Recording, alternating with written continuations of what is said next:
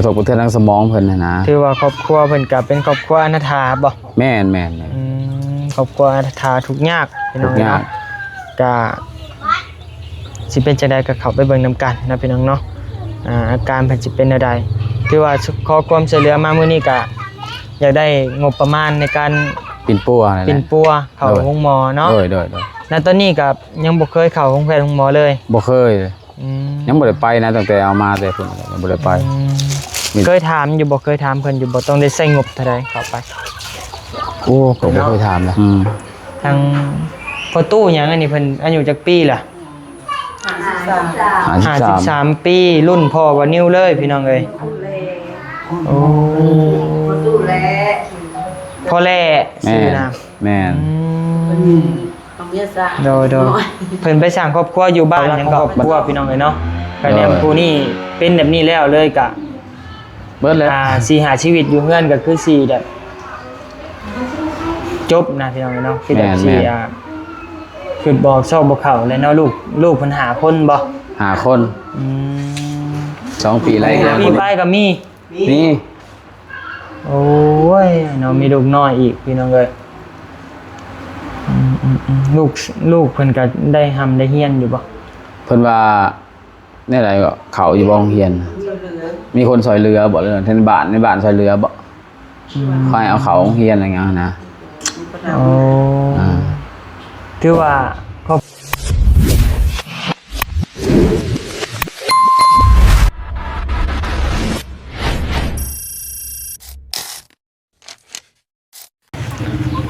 พี่น้องเอ้ยกราบทักทายสบายดีเด้อพี่น้องเอ้ยเนาะทักทายสบายดีอยู่บรรยากาศเบื้องหลังนี่ก็เป็นงานสร้างของผู้ประสบภัยว่าซั่นผู้ประสบภัยเนาะหรือว่าผู้ขอความช่วยเหลือจังเฮานี่แหละพี่น้องเอ้ยเนาะแต่ว่าบ่แม่นเฮือนเจ้าของเราเงินญาติพี่น้องเขาเนาะพี่น้องเนาะแต่ว่าเจ้าของเราน่ะเป็นอยู่บ้านนี่ก็บันซอกเมียอยู่บันซอกนะพี่น้องเนาะกะมื้อนี้บัดนี้ได้รับการประสานงานจากบ่อเตียงครับพี่น้องเนาะเพิ่นก็ได้ประสานมาทางบ่นิวว่าถ้าน้องว่างก็เข้าไปเยี่ยมไปยามเบิ่งแน่นะพี่น้องเพื่อซอยอีกช่องทางนึงนะพี่น้องเนาะซอยเป็นกระบอกเสียงให้พ่อแม่พี่น้อง FC ที่ว่าผู้มีจิตใจเมตตาเพื่อแผ่เพื่อนมนุษย์ด้วยกันนะพี่น้องเนาะให้เพิ่นเห็นแล้วก็ถือว่าเพิ่นประสบภัยนี่ก็เป็นอุบัติเหตุเนาะเพิ่นตกเฮือนบ่ตกเฮือนแล้วก็ล้มแน่หลายเทื่อนี่นะแล้วมันกระทบทางสมองแม่นแล้วมาบัดนี้เพิ่นก็ยังบ่ได้สติเนาะบ่ได้สติคันเว้าก็เว้าไปสิบ่สิเบตามภาษาเพิ่นเว้าไปภาษาเพิ่นภาษาเฮาน่ะบ่มีแล้วโดยกันกระทบกระเทือนทางสมองเพิ่นนะถือว่าครอบครัวเพิ่นก็เป็นครอบครัวอนาถาบ่แม่นครอบครัวอนาถาทุกข์ยากพี่น้องเนาะก็สิเป็นจังได๋ก็เข้าไปเบิ่งนํกันนะพี่น้องเนาะอาการเพิ่นสิเป็นจังได๋ถือว่าขอความช่วยเหลือมามื้อนี้ก็อยากได้งบประมาณในการปิ่นปัวเข้าโรงหมอเนาะโดยณตอนนี้ก็ยังบ่เคยเข้าโรงแพทย์โรงหมอเลยบ่เคยยังบ่ได้ไปนะตั้งแต่เอามาแต่พุ่นยังบ่ได้ไปเคยถามอยู่บ่เคยถามเพิ่นอยู่บ่ต้องได้ใช้งบเท่าใดเข้าไปโอ้ก็บ่เคยถามนะเพราะว่าเฮาก็บ่ได้พัวพันนะโดยว่าง่ายก็เข้าไปต้องนักอยู่แล้วแหละเนาะพี่น้องประมาณ10บ่อยู่10ล้านขึ้นบ่อยู่เป็นว่า 20,000 บาทบ่อยู่แหละเพราะว่าเฮาต้องได้เอ็กซเรย์เบิ่งสมองเนาะในการร่างกายหลายอย่างอยู่พี่น้องเนาะคะแนนได้ไปแล้วก็ได้ทั้งพี่ทั้งน้องก็บ่พอสิได้มีฮอดขนาดนั้นเนาะบ่มีกำลังทรัพย์นะพอได้เบิ่งกันพอได้ซ้ำนี่แหละโดยว่าง่ายก็ตามเวรตามกรรมนะพี่น้องเอ้ยบัดนี้ก็บ่จักความว่าความเว้านะพี่น้องเนาะโดยถ้าเฮาก็มามื้อนี้บ่มีหยังฝากเด้อเอาขนมยายน้องๆเพิ่นก็ได้โดยขอบใจเนาะไปจังได๋ก็จังว่ากันไอ้เมฆเดี๋ยวสิเข้าไปเบิ่งเพิ่นก็เด้อโดยเดี๋ยวสิเข้าไปเยี่ยมไปยามอยู่ในพุ่นแหละปะเป็นจังได๋เนาะไปเข้ามาเบิ่งสบายดีเด้อสบายดีเพื่อนเจ้าบ่เป็นหลานลูกแล้วบ่โอ้ หับลูกเคยอยู่บ่เนาะ ดูครับยูลูกเคยนะ หับบ่ ครับ นั่งเลย ไอ้เพิ่นสิเพิ่นสิมีอีกสอนหนึงเอ้าคือแตกวินละบาทนี่เออ เรียกข่าวกล้อง โอ้ยเข้าแล้วนะสบายดีเด้อโอ้ยยายเพิ่นพี่น้องเนาะโอ้โดยอันนี้บ่ผู้ป่วย แม่นอันนี้แหละผู้ป่วย เด็กพี่น้องเนาะ อืม ทางพอตู้หยังอันนี้เพิ่นอายุจักปีล่ะ 53 53ปีรุ่นพ่อว่านิ้วเลยพี่น้องเอ้ยโอ้ ดูแล พ่อแล่ชื่อนะ แม่น ต้องเมียซะ โดยเพิ่นไปสร้างครอบครัวอยู่บ้านหยังก็ มัน ช ชอบ อบไปสร้างครอบครัวอยู่บ้านซอกบ้านเกิดเพิ่นละอยู่นี้บ่ โดยอยู่นี่แหละ โอ้ วันเกิดเพิ่น โดยอายุ53ปีพี่น้องเอ้ยเนาะพอแลพี่น้องเอ้ยหมู่บ้านนี้แม่นหมู่บ้านหยัง บึงว่า บึงหวะเลยเนาะ แม่น คุมหนึ่งอีกคุมเหนือบึงหวะคุมเหนือเด้อพี่น้องเด้อแข้งสวรรณเขตเฮานี่แหละขึ้นกับเมืองไกรสอนบ่ โดย อืมโดยกะหมดทางครอบครัวนี่ได้ประสานหาทางบ่เตียงเนาะ โดย บ่เตียงทองพี่น้องเอ้ยพอดีว่าทางไอ้เตียงเพิ่นค่าเวียกมื้อนี้ก็เลยว่าบ่ได้เข้ามานำเนาะ โดย ทางเฮานี่ก็เข้ามาในนามน้องฮักเพิ่นเนาะก็เป็นสะพานบุญคือกันเนาะ โดย มาเพื่อแผ่ทางญาติพี่น้องผู้ที่เพิ่นอยากซอยมีความเมตตาเนาะเพิ่นเห็นมกเห็นใจเพิ่นก็ว่ากันเนาะพี่น้องเนาะนี่แหละแล้วก็อยู่แบบนี้แหละพี่น้องเนาะ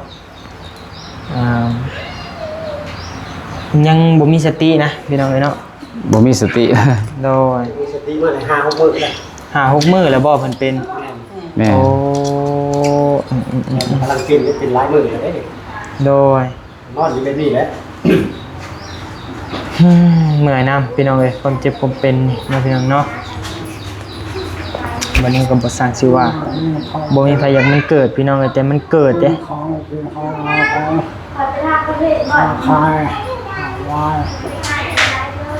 พ่อก็บ่ได้เว้านำเฮานะ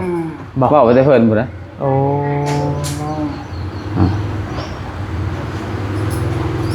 ตานี่บ่เห็นแล้วบ่ บ่เห็นแล้วตา โอ้หั่นน่ะ บ่เห็นเลย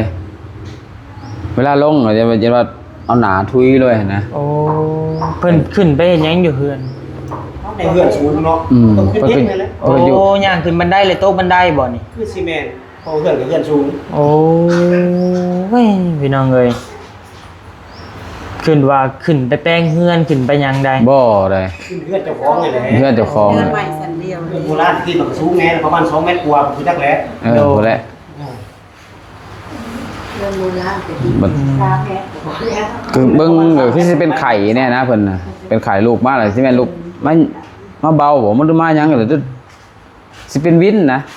คาดสิเป็น แม่น คาดเพิ่นสิเป็น ตกลงมาเลย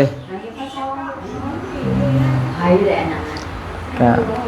มีสร้างชื่อว่าบัดนี้ก็ได้เนาะเห็นแล้วก็อีโต ตกลงมาก็ยังล้มใส่พื้นใส่หยังอีกเด้ อืม ล้มใส่พื้นใส่ห เพิ่ ยั น ง ปูนสิมังบ่ ย่างไปอีกย่างไป ยางมันล้มใส่พื้นปูนน่ะจังหวะหมุนหมดหน้าตาน่ะอามาวันนี้ฉันบ่เป็นตะเบิงเลย โดย หน้าตาน่ะ บ่ได้มีผู้เบิ่งได้ไอ้น้องอยู่พี่เบิด โดย มีแต่เมียกับลูกน้อยเบิ่งกันได้เพิ่น อืม เพิ่นบ่ได้อยู่สุโขทัยบ่ โดย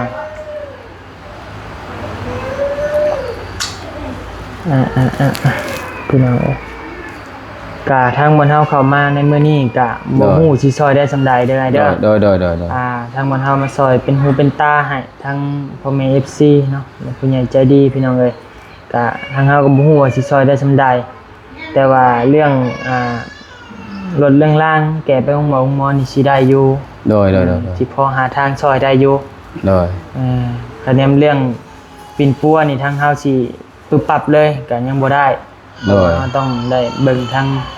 หลายๆอย่างนั่นแหละคือไอ้ฮู้นั่นแหละเนาะ โดย เฮาก็เป็นในนามสะพานบุญเฮา โด บ่ ย มีเงินกองกลางสิมาลงใส่เลยนะ กะมีแต่คำว่ามื้อนี้กะมาเยี่ยมมายามเบิ่งนะพี่น้องเนาะ โดย ฝากนั่นแหละพี่น้องเลยเนาะพ่อแม่ FC ก็ได้เนาะก็ฝากพ่อแม่พี่น้องพิจารณาเบิ่งแน่พี่น้องเลยเนาะก็เป็นเสาหลักของครอบครัวพี่น้องเลยเนาะก็แนมผู้นี้เป็นแบบนี้แล้วเลยกะ เบิดแล้ว สิหาชีวิตอยู่เฮือนก็คือสิแบบจบนะพี่น้องเลยเนาะคือแบบสิคือบอกชอบบ่เข้าแล้วเนาะลูกเพิ่นหาคนบ่ หาคน อืม ลูกภายใน5คนใหญ่สุด12 ปี ใหญ่สุด12 ปี แม่นใหญ่สุด12 ปีลูกใหญ่น่ะแค่นั้นก็ได้น้อยทำนี่ปีไป โอ้ ปีไป2ปีไล่ ลู เรี ก ยง ปี ขึ้น ไป มา ก็มี นี่ โอ้ยเนาะมีลูกน้อยอีกพี่น้องเอ้ยลูกเพิ่นก็ได้ทำได้เฮียนอยู่บ่ เพิ่นว่าแนี่ใดก็เขาอยู่บ่โรงเรียน ช่วยเหลือ มีคนซอยเรือบ่เรื่องในบ้านซอยเรือบ่คอยเอาเขาโรงเรียนอะไรเงี้ยนะ โอ้ อ่า ถือว่า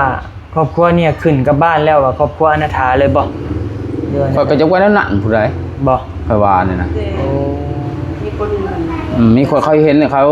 อีต้นน่ะนะ โดน เจ้าก็ซอย พี่น้องเอ้ยคือว่าน่าได้เนาะพี่น้องเนาะทางบนเฮาก็สิซอยเต็มที่แหละสุดความสามารถบนเฮามีได้เด้อไอ้เด้อ โดยบ่เป็นหยังกัน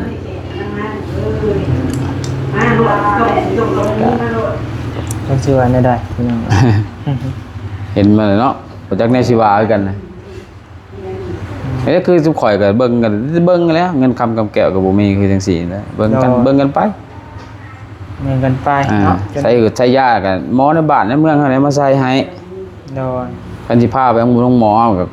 กำลังเฮาบ่เพียงพอเด้ โดย กำลังเฮาบ่ถึงว่าซั่นเถาะ โดย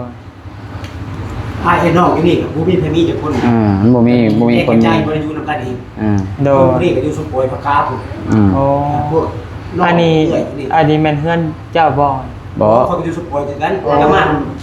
ล้าน โอเคนะ ผู้นี้เป็นไอ้โกบแล้วผู้ที่2มาเฮือนผู้นี้ โอ้ เฮือนคนที่2นี่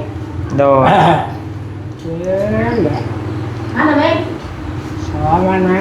ลูกนุ้ยเลย เว้าเดี๋ยวเราได้ เว้าไปหา นั่งลูก เพิ่นว่า เว้าไปแต่ลาว โอ้ย บ่เป็นถอยเป็นความนะเนาะ บ่ฮู้เรื่องซำได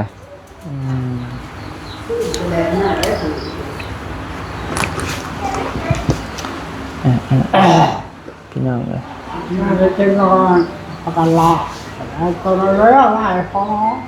ไหวพอ ว่าน้ำลูกนะเนาะ ว่าน้ำลูกคล้ายๆว่า ความจำเก่าๆนะเนาะ โดย ความจำเก่าๆไว้ว่าเราคิดยังบ่ได้มีแต่ความจำเก่าๆของเราในสมองเรานะ โดย มีแต่ลูกตื่นมามีแต่ลูก มีแต่เอิ้นลูกนะนี่ ลูกอย่างเดียว เอามาให้พ่อเอามาให้พ่อ คิดน้ำลูกหลายบ่คิดในลูกยังน้อยๆเนาะ โดย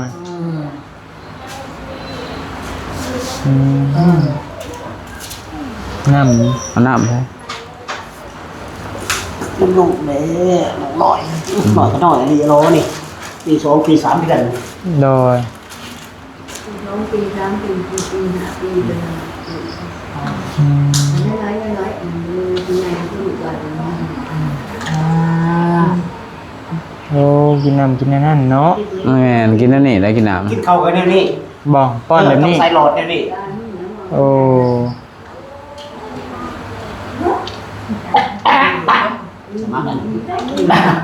สมัครแล้วบัด หมอนสูงๆแนวนึง เอาหมอนยัดใส่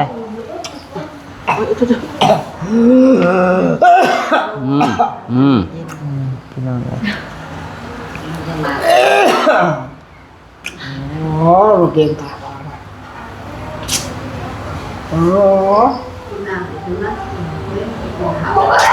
บอกยังกินสมัครคุณพอดีกับมากคุณมือบ้านปล่อย โอ้ ตี3ตี4เมื่อพุ่นอยู่พุ่นบ่มีไผคือกัน โดย ลูกก็น้อยๆรุ่นเดียวกันกับลูกเพิ่นนั่นแหละลูกเพิ่น โอ้โดย แล้วก็มีอยู่มาก็จะมา จังได๋ก็ให้อยู่ให้เศร้าไวๆเด้อ โดยขอบใจหลาย ช่วยยังบ่ได้หลายนะ โดย ช่วยเป็นกระบอกเสียงอันนี้แหละอีกช่องทางหนึงเนาะก็มีแต่ให้ทางครอบครัวและสู้ๆเบิ่งแย่งกันไปก่อนเนาะ โดย ถ้าว่าเฮามีข่าวดีก็สิเข้ามาแจ้งเด้อสิ โดย เข้ามาพาไปห้องหมอ โดย ก็ภาวนาให้มีข่าวดีมาไวๆแหละพี่น้องเนาะ โดย ตอนนี้ต้องเช้าเลยโอ้ยมันคักมันคักเนาะ อ่า เอาแต่ลาวนะ อืม คาราบอเราบ่อยากลูกใครอยากลูกเลยโอ้ยปุ๊บปับลูกหล่น โดน ลูกแล้วก็ล้มแล้วมัน โดน จะบ่มีแห้งเนาะ แม่นแหละยันเสียเลือดหลายพ่อมาเบิ่งนี่ จังหวะนี้แหละ เลือดบ่ได้ออกนะ เลือดบ่ออกบ่ มือเอาไปเอามาเลือดบ่ได้ออก ขอยย่านพี่ สมองข้างเนาะ ขอยย่านพี่ ซ้ำเบิดตัวเลือดบ่ออกมันแบบนี้ เลือดบ่ออกเลยอันตรายอย่างหนึ่งก็ โอ้ยซ้ำแข้งขานี่ โดน ซ้ำเบิดอย่างนี้ อืมมันซ้ำในพี่น้อง คันบ่ซักนี่มันเป็นซักยาแบบสลายเลือดเนาะจังหวะแล่นมันจังอันนั้นแน่นะ โอ้ ยาอันนี้สักยาสลายเลือดนี่ มันสด โด ยาน พื้นยามไฟยา สุก ตามโบราณครับ โดนไปอยู่ดีมีแห้งเด้อเฮาก็สิขอ โด ตัวย กลับ ผม ป้า ข ก่อ อน บใจหลาย โดน ๆผมขอบใจ ใจ หลาย เชื่อในได้เฮาก็ได้เนาะ ๆอืม แต่ก็สู้ๆและทั้งครอบครัวและต้อง โดย สู้ๆก่อน โดย บ่ซั่นก็หัว มันเจ็บมันเป็นอะไรได้มันเฮ็ดมันเป็นแบบนี้แหละ แม่น กลับไปแก้ก็บ่ได้ แม่นนั่น มี แห แต่ ละ สู้ๆนั่นแหละ เบิ่งแย่งกันไปนี่แหละ โดน ใครแน่บัดนี้ อยู่บ่ได้ โดนไปอ้ายมีแต่ออกมาแล้วไปโดน ใจไหล โดยขโมยกับใจกันโดย โดย